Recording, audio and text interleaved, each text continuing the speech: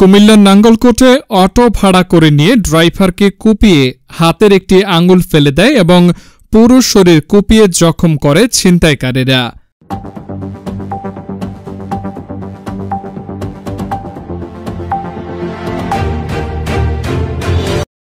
উপজেলার আদ্রা ইউনিয়ন আদ্রা গ্রামের আসান উল্লাহ ছেলে শহীদুলের অটো ভাড়া করে নিয়ে যায় জোড্ডা পশ্চিম ইউনিয়ন মান্দ্রা গ্রামের খুরশিদ আলমের ছেলে নিজাম হোসেন দিদার সহ আরও কয়েকজন ছিনতাইকারী।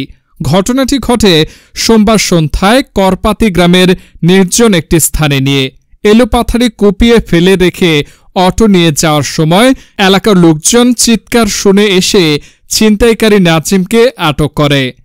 নাঙ্গলকোট থানায় খবর দিলে নাঙ্গলকোট থানার এসআই নাসিম সঙ্গে ও একটি টিম ঘটনাস্থলে গিয়ে ছিনতাইকারীকে থানায় নিয়ে আসে। আহত শহীদুলকে কুমিল্লা মেডিকেল কলেজ হাসপাতালে পাঠানো হয়। অটো চালক শহীদুলের স্ত্রী বাদী হয়ে নাঙ্গলকোট থানায় একটি মামলা দায়ের করেন। বর্তমানে শহীদুল চিকিৎসাধীন রয়েছেন।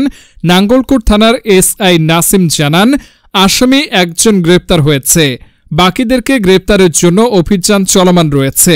এ বিষয়ে আহত অটো ড্রাইভার শহীদুলের মেয়ে সুমি আক্তার বলেন, বাজার থেকে বাড়ির দিকে দিছে আরে যে আমার বাবা আমার একটা বাড়ি উত্তরে বলতেছে যে বাড়ির যাবি নি আর আমরা বাড়ির যাই তখন না দাদা আমি যাইতার না এ কথা কইছে আর আরাব্বা একটু আইসে আরে কদুর একটু হে সাইডে ফুল একটা আছে এখান থেকে একটা ছেলে আমার বাবা গাইতে এসে যে যাইবেন নি অমুক জায়গা তো এইকে কিচ্ছে একটা কবরস্থানে শুন একটা বটি লইছে লই মানে আমার বাবার সাথে আমার বাবা মনে করছে যে বটি তো নিচে হয়তো বাড়ি নেওয়ালাই শ্বশুর বাড়ি যায়।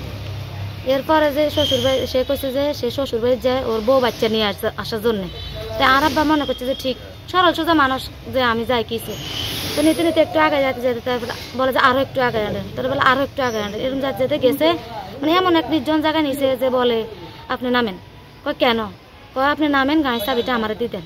আর আব্বা কইছে যে না অসম্ভব আমি কেন আনার গায়ে দিব এ কথা কইছে না আমার বাবা জানে কইছে আমি তোরে চিনি এই কথা বলছি আরে ও মানে বটিটা নিয়ে আর আব্বারে কোবানি শুরু ওকে ও তো আমি তো চিনি না ওই আচ্ছা যিনি চুরি হ্যাঁ হ্যাঁ যে কোবাইছে আমার বাপের যে দুইজন না তিনজন আছে লোক এটা তো আমার বাপের কোবাইতে আছে আমার বাবা তো স্মৃতিশক্তি নাই যে কোবাই আমার বাবার বুকে হ্যাঁ দে দিদার তার নাম দিদার তো বুকে আমার বাবার হাতে মানে নিজের বাসাইতে যায় হাতে দেন দিছে এই আঙ্কুল গেছে গই ঠ্যাং বেগুন সব আমার বারে কোবাই কিচ্ছু রায় আমার বাবা কথা কব তার স্মৃতিশক্তিও নাই আমার বাবার কেউ নাই বা জিহুদ কেউ নাই শুধু আমি একজন।